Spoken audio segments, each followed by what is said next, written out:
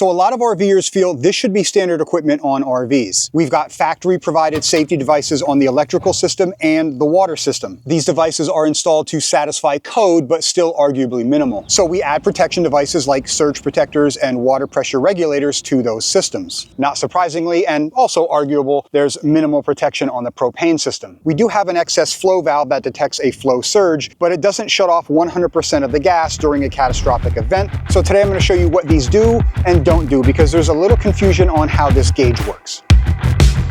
First, the GasStop will stop the gas flow from ever passing this valve in the event of a catastrophic event. This would be defined as a sudden and dramatic change in the gas flow rate equivalent to a flow rate of 78 standard cubic feet per hour or more. In English, that means an immediate rupture or break in the gas line. So what does this really protect against? Well, we got propane lines run under the RV. Now, I'm not getting into the debate of driving with your propane on today, but if you do, anything can kick up from the road and damage the hose. A tire blowout sends shrapnel everywhere. When you're parked, damage can come from rodents and pests chewing through the hoses. Hoses may dry rot over time. Hoses may crack over time. Someone may trip over the hose going to your grill or to your propane fire pit. There's a bunch of things that can happen. If it does, this will shut off propane flow 100%. It will not shut off propane if there's a slow leak on the system, but you can use the GasStop to detect if you have a leak on your system, and I'll show you how to do that in a second. By the way, these are also available for motorhomes because they have an ASME propane tank and use a different fitting. Installation is very simple. First, you'll want to turn off any appliances that could be calling for propane. Next, close the service valve on your propane cylinder. Remove the Acme Type 1 fitting.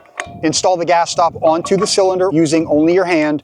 No tools should ever be used on the Acme fitting that attaches to your cylinder. And then you would normally just connect the pigtail back to the GasStop. In situations where you have a lot of room, like where propane cylinders are installed in a fifth wheel, you're done. On travel trailers, you'll notice with the additional length of the GasStop, the hose won't allow you to reinstall the cylinder cover back on. In this case, you'll need a 90-degree pigtail. You can get 12-inch and 18-inch lengths. They will be stainless steel braided hoses rated to 200,000 BTUs and 350 PSIG, and I'll link to everything in the video down below to make it easy for you guys. I'm going to need the 90, so I'll just remove the old pigtail and install the new. When doing this, just make sure nothing extends past the edge of the cylinder so you can get your cover back on. You'll also want to keep these gauges pointing up towards the sky to maximize flow rate. Also, the GasStop pigtails will have 1/4-inch inverted flare fittings, but they come with a 1/4-inch NPT adapter if that's what your regulator calls for. You don't want to use gas sealing tape on the inverted flare side, but you can use it on the NPT side. So with everything now installed, I'm just going to check for leaks. This is a non-corrosive leak detector. It won't damage the fittings. This is what I used, but I think if I'm being realistic, many people will just use soapy water.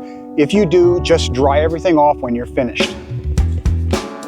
Once installed, you do have to prime these valves every time you open your service valve. Some people use their tanks differently. If you open both tanks to let the regulator switch tanks, you'll want to open both valves as normal, then press the GasStop valve down 6 times on each cylinder to prime them. If you only open one cylinder, you only need to prime the GasStop on that cylinder, and that's it. So let's talk about what this gauge does and doesn't do. First, it's going to tell you if you have good pressure. Obviously, you want the needle to be in the green section after you've primed the GasStop. It's not going to tell you how much propane's in the tank, like a gas gauge in your truck, but it will indicate when the tank is getting low. When the tank gets low enough, there will only be vapor in the tank, no liquid propane.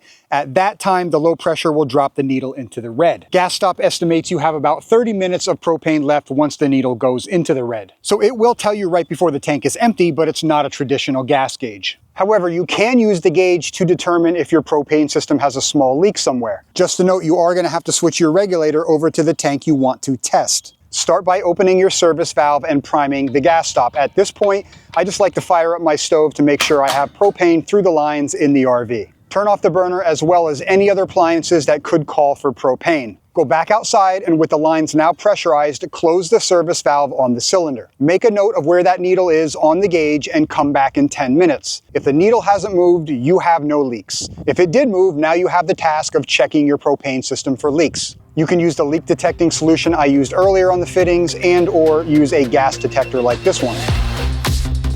Once you're packing up, just shut off the service valves as normal. Nothing else needs to be done. You'll just have to prime the GasStops the next time you turn your propane on. Everything I used in this video is linked down below. If this video helped you out, please consider subscribing, and we'll see you in the next one.